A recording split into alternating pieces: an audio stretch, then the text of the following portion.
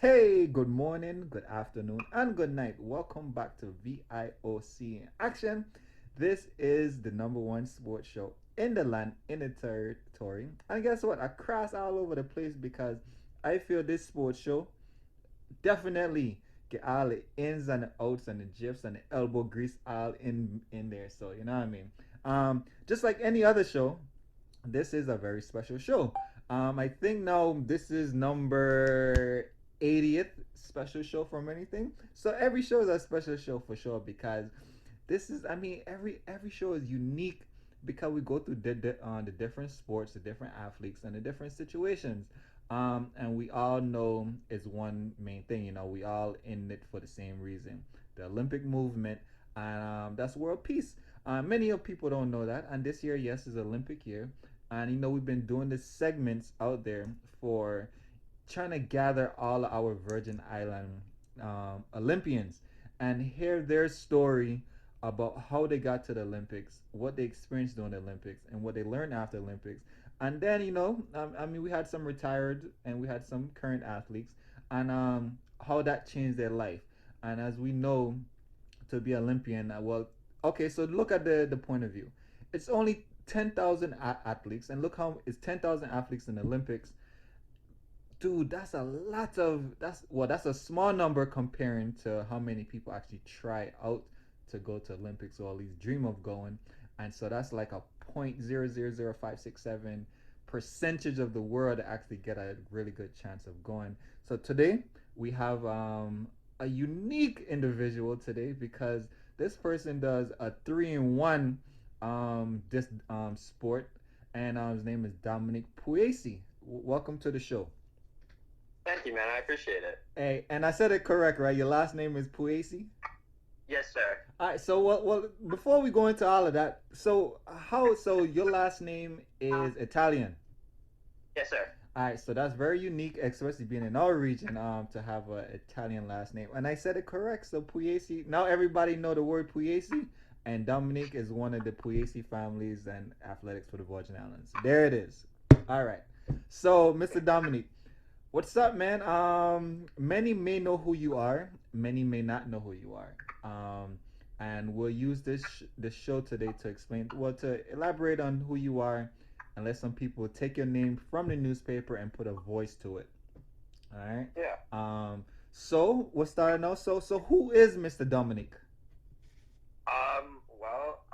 I'm just a 18-year-old from the Virgin Islands. I was born here at Juan Louis, like most Crucian kids. Mm-hmm. I grew up playing sports at my school. I went to St. Mary's until kindergarten, and I went to country day after. Okay. I played a lot of sports. I swam, played soccer, and then towards like seventh and eighth grade, I started to focus on the distance and endurance athletics, Mm-hmm. which tended to bring me towards triathlon because I really love cycling and I really liked running, and I was an okay swimmer, and I was approached by a bunch of triathlete coaches, and Uh-huh. they told me I should do triathlon, so that's where it started. So you started your triathlon career in late middle school, early high school area, so secondary. Yeah, Um, I'd done a couple triathlons before, but I never really like thought about doing it as like a focused sport. I kind of thought of it more as like a hobby. right. So okay. So because I spoke to Scott, President Scott Fritz, for the triathlon federation for us, numbers of times actually. That's one of my favorite guys when I'm in St. Croix, as you know, I'm from St. Croix as well. Yes, Um, sir. so me and Scott always talk, like I like to talk to Scott because we get into it, and like okay, so I'm a runner. I ran track and field, did a long jump, and when we got to put the other sports to it now, it makes it like, man, it turn you guys into like a gladiator because now it's like, dude, yeah, I run too, and yeah, I swim, and yeah, I cycle, and you like, what, you do all of these things? So I would say no. Well, how is it? Because you have to time manage training to all three disciplines, and I know you're in the early games of it. So like, explain to me what a regular week look like for your training. Oh, yeah, no problem. Here, I'll give you a better picture. Since I do this in college right now, we have a pretty timely schedule to do it. So it's a 5 day a week. Wake up, or I wake up at 5 a.m. and I have to be at the pool by 5:30. I'm out of the pool around 7:15 ish. I'm gonna go eat, go to my classes, get all that stuff done. I'm back into my locker room at 2 o'clock, and we are training either on the run or bike session, or we're in the weight room lifting. And we're going to be out of practice around 6:37 ish. So we're doing a good amount of training every single day, and then we're going to do a longer session on Saturday, and Sunday tends to be our rest day. Wow. Okay, wait. And what school do you go to? I go to Colorado Mesa University. It's in Grand Junction, Colorado. Okay, and what's your mascot? Our mascot's it's called a Maverick. It's just a type of bull. All right, the Maverick. There it is. All right, Yeah. there it is. All right, so that sounds like a long day. Sound like some 16 hours, 18-hour days shift that you got going on. All right, so man, there's so much here. All right, so athletic wise, all right, so you wake up 5, you go training and swimming, you go to you finish that breakfast classes, lunch, finish that, go back training again, whether if it's running or cycling and lifting. Okay, so now I do think lifting is part of every sport. So now we're gonna add it to your event. We call it 4 particular things you gotta do. So to me, okay, so when you're out there swimming, are you with this? So you got your own triathlon team, and do you guys Yeah. associate with each, like the track team, the swim team, and the cycling team, or do you guys just like is the own individual discipline? Well, we're our own team. Triathlon's actually an NCAA sport. Mm-hmm. So I'm a varsity athlete for my school. Okay. But we do sometimes mix with our cycling team at our school, and sometimes we do some time trials with the track team. But for swimming, for triathlon, it's a lot different than actually like a swimmer that's training for a specific event. See, what we do is we're training for open water swimming, and it's more about holding a consistent pace and not being able to sprint and hit those turns perfectly, rather to be able to sight and make your best path in the water. We're here to we're here to have a very high or high intensity, but be able to hold it for about 9 to 10 minutes, depending on how long the swim is. Mm-hmm. Wow. Okay. Because so in my mind, this is what I'm envisioning and to envision. Um, so I like to break it down because the whole point is to have the viewers, kind of really see the difference in your sport comparing to other sports and even to recreational sports, outside of it. So to me, from my point as an athlete, I'm looking at triathlon as in you don't have to be really good in all of the events, but you got to be mediocre. You got to be able to do it, right? No, I would say you'd have to be very good at Oh, every so aspect. okay, so that's good. So okay, so now I love this part now. Okay, so I have to be really good in each event, to be able to do triathlon, right? According to you. Okay, so now comparing the swim part, you gotta swim at a particular pace. What pace of swimming can you kind of associate it with in regular swimming? To kind of give us an idea, because to me, I could just go in swimming and like, yeah, let me just do the 50 or the 100, but it's not the same thing because that's a sprint. So you're gonna be swimming and triathlon for X amount of time. So what event in swimming would I have to kind of compare it to? So let's compare in the type of triathlon distance that I race in, the sprint draft legal format. We're swimming 800 meters. So let's compare that to the 800 meter in the pool. Okay. Let's say, I'm just going to say your average American probably swims about 800 meters in 19 to 20 minutes. We're going to swim it in like 9 or 10 minutes. So half the time.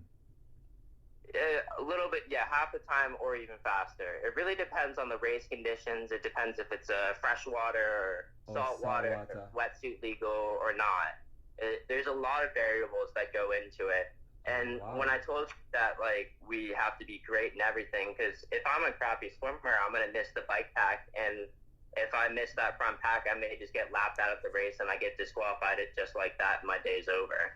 Oh, you know what? And me and Scott, we spoke about it. Okay, okay. So we got the swimming part down pack.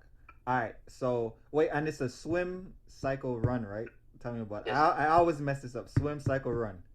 Yep. All right, Scott, I got it right. There it is. It finally worked. Third triathlon show, and I got it right. Third time's a charm. All right. So you swim. We got our down pack. So now we got cycle. How good of a cycler in comparison to what cyclists do that you have to become that you have to do now. So we put all this in perspective to how to become the ultimate triathlete. Go ahead.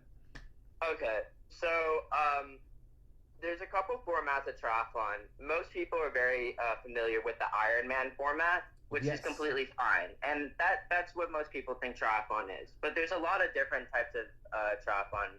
What I race is draft legal, and which basically that means is if you've ever seen the Tour de France, you see all these cyclists in a big group on the road, and that's called a peloton. Mm-hmm. So in draft legal, as soon as we get onto our bike, we're allowed to form those packs and be able to. That basically increases our speed exponentially over 25 to 30% faster than we would be by ourselves. Within inside the pack, I got you. So Exactly. so So you're sharing the load. You're sharing the wind load with everyone else. so here's the thing though. So we, like you say, is most compared to the Ironman. So what about these things called? Let me see. We seen the Ironman. We seen the Marathon Man, the Power Man. Like is they got so many different type of levels of this quote unquote. Everybody want to become the ultimate athlete or sport because I hear some Yeah. other marathon that goes on too. So can you kind of separate the others from this one so our viewers could kind of understand? Exactly. Yeah, I got you. So Ironman is a very long distance race. It's about pacing yourself. It's going to be a long day. It's a the world record 7 hours and 30 something minutes. I mean, a good Ironman time is 10 hours. Oh The wow. sprint format that I do, we're done in 50 minutes. Wow. So Got it. to give you like a good picture, you're a runner, sir. One of the best guys in the world, Mario Mola, who will race a sprint on format or on chance every once in a while. Off his 20K bike, he's gonna run for the 5K, a 13-15 minute 5K. Mm-hmm. That most people can't do that. Most college runners can't do that on the track, Right. and he's doing swim and a bike. Wow. That's a beast. That is a beast right there. Let me tell you something. I can't run that fast at all. If you, I gonna gotta catch the Vitron and go to the other side there for sure. You check. Okay. So swim, bike, run. Now I think they put the run on the end because I think when you come to running, everybody always got the heart. You know how you get heart at the end of the race where you see the finishing line and then you just get the extra burst of energy and speed. And then the people them clap for you. I think that's the reason why they kept it running at the end. So people could have a match, whether if it's the next two person, let's say second and third, and they head to head. This is where to see who have the heart, you know, to run. Whoever wants to Whoever wanted go through more. the most pain. Yeah, and the thing is, so one of the other shows, I spoke to a boxer, right? Okay. And within the boxer, he had one of his most memorable matches last year in Trinidad, 2019, and it was when he got chin check. So it was second round. He got knocked down. He got hit in the chin. He told me the chin is like a reset button where it knock you out, and he was knocked out for like a second, and then he was like, man, like it's real because he never been knocked out like that before, and he got up after the 8 seconds or so, and he pretty much went out through the fight, and he came down in the third round, and he just went for it because at that moment he was like, man, this is where if you want to win, you got to win right now in the third round, and he was able to get the guy with a left hook, and he took the last breath out the guy, and then he earned the confidence and then he didn't knock him out, but then they was fighting. He stopped him in the last 10 seconds, and he won it. So what I'm saying now is in boxing that he went through that moment, just as in triathlon when it comes down to the last couple of meters, 100 of meters, that you're there to see who really wanted the most, and you realize, like, they said they got monkey in your back. You realize, man, some people, man, they put their heart out on the last 100 meters. I can give you a good one. I actually raced this season, and it was me and one of my teammates are coming into the line, and we had about a K to go in the 5K, so 1,000 meters for anybody that doesn't know. Right. And I'm looking down at my watch, and we're running probably we're running like a 17 or like a 16:50-ish pace 5K, and we're going pretty at it, and we're at Colorado, so we're at elevation. We're both dying, right? And we're at K to go, and he picks up the pace and throws it under the gear, and he attacks me. So I get on his feet, and about 500 meters to go, there's something just in the back of my head that tells me you need to go right now, and I didn't hesitate whatsoever, and I went from 500 meters out. And in triathlon, most people is not going to expect you to go that far out, but correct. I mean, it's the little things that if you don't do it, then you may not win. So I completely understand that little voice in the back of your head that tells you when to go, or you just need to do it now. Yeah, because you kicked at 500 meters out, and depending on the race, they got different kicks and different techniques. But yeah, 500 meters out is a pretty far away, but it's not pretty far when you're already running so far already. Because, I mean, what if you would have waited to the last 300 or the 150 to kick? Like, that might be a little bit too late, because you guys still might be running the same pace, although you might have a little inch on every step, and you might not have enough inches to pass him in the next 150 or 300s. I just didn't know, and I knew I either needed to go then, or I didn't know if I could win the race. All right, so you're there. And I guess it comes with experience, because I tell a lot of people that you don't really know something until you try it out or you actually experience it. You're like, where did that happen? How did that happen? I'm like, man, I don't know. It just happened in this race. And then from that time in that race, then you kind of experience it. Then you kind of go on and learn from that. Right. That's cool. So let me hit on.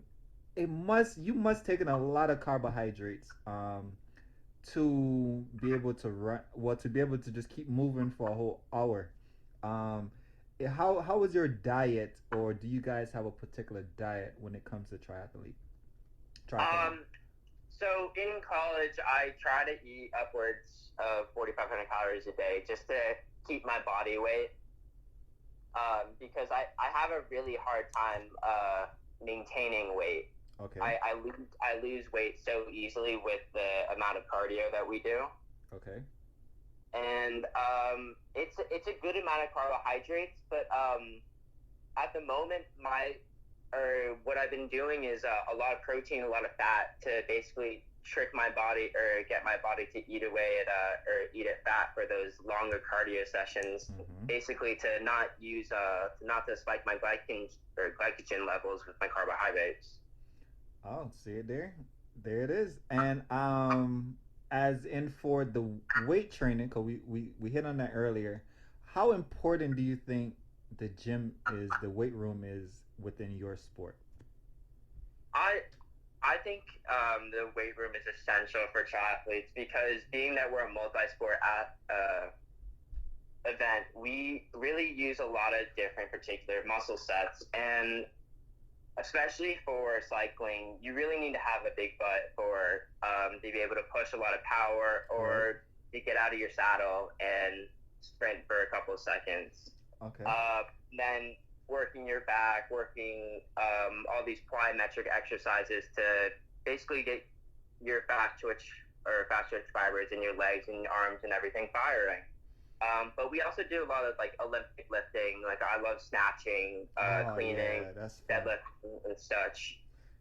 And I see that's really beneficial for swimming and running too. So definitely, I love those Olympic lifts, and let me tell you, you feel like an ox. I tell you that. when you see your weight going up, and you're like, man, I could do this like this. It's like, man, like I Nothing feel more fun than being in a weight room and just slamming weight and stuff like slamming that. weight. Ah man. So guess what? We about to slam this commercial break real quick and come right back with my man Dominic in the multi-sport triathlon. We right back in VIOC in action. Hey hey. Hey, welcome back to VIOC in action. We're here kicking it with Mr. Dominic, the man telling us exactly, man, how to swim, how to cycle, and how to run. All three in one thing, and let me tell you something. Not that I can't go out there, but man, it must be a challenging. So, Mr. Dominic, um, as many athletes come on the show, one of my main things is trying their sport out. Because a lot of people like to point fingers and say, ah man, he can't do this here, he could do that there, blah blah blah blah. He's too slow. But so guess what? I myself have pointed fingers from before, but before I point fingers, I might need to try out the sport before I could say something. Correct? So Yeah. I always challenge the my guests up here, or at least I'm challenging them that when I get a chance to come out, I'll try it. I'll try it out and see how it is because I don't want nobody talking to me about how to long jump or triple jump, and they haven't done it before, you know. So I'm gonna challenge you whenever that time is. Just like anybody, believe me, everybody got the same challenge. For when I come out there and learn their sport and see how it is, and then that way I get to go back, tell the people how it is, and advise them to come out and try it and everything. So, um, so yeah, so it's a challenge and it's going on in books. So we're gonna set that up sometime soon. All right. All right. So, Mr. Olympian, 2018 Youth Olympic Games in Buenos Aires. That was one of that was an amazing event, and I wasn't there, but 2 years before that event, I was at the the youth assembly in Greece, and we were talking about those games and um, what actually what I'll explain that to you more on the end part of the show. But before your games happen, we were talking about your games and how a game should happen. And the main part about it is we figured out that our younger athletes need to get enlightened about learn more about the Olympic movement, and that's where your games came in at. With the experience of learning it and being together with all the different countries and like I said, world peace. So I want you to explain to us your whole experience from Youth Olympics, from the beginning to the end. Um, Let me see. So you did triathlon there, correct? So then, So how was your preparation going into the games? well, my preparation was a bit off due to our unfortunate happening of the hurricanes right the year going into the Youth Olympics. Mm-hmm. Um, but I had gone to a training camp in Spain for a couple months before, or I even came here before the hurricanes. And after the hurricanes, about a week after, I moved to Florida to continue my training for the Youth Olympics. Mm-hmm. And then after the happening, we went to the games, and I wouldn't say I was in the best, or I wasn't in the shape that I wanted to be. I'm just gonna say that here. Okay.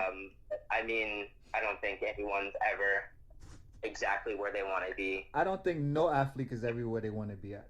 They always try and push for further and further and further. Gotcha. Yeah, but it was definitely a hard going into the games, but when I got there, I definitely knew it was all worth it. Okay. So I think you guys came in just a couple days before the opening ceremony. Um, so to the viewers out there, like I like to explain to them, is that the opening ceremony is the kickoff. And I mean, of course, it's the opening ceremony, but it's really getting you into like, oh shucks, like this is about to happen. Like it's the real deal, Holyfield. And normally we are in a stadium, and they call each country out from A to Z. And so they call us U.S. Virgin Island, and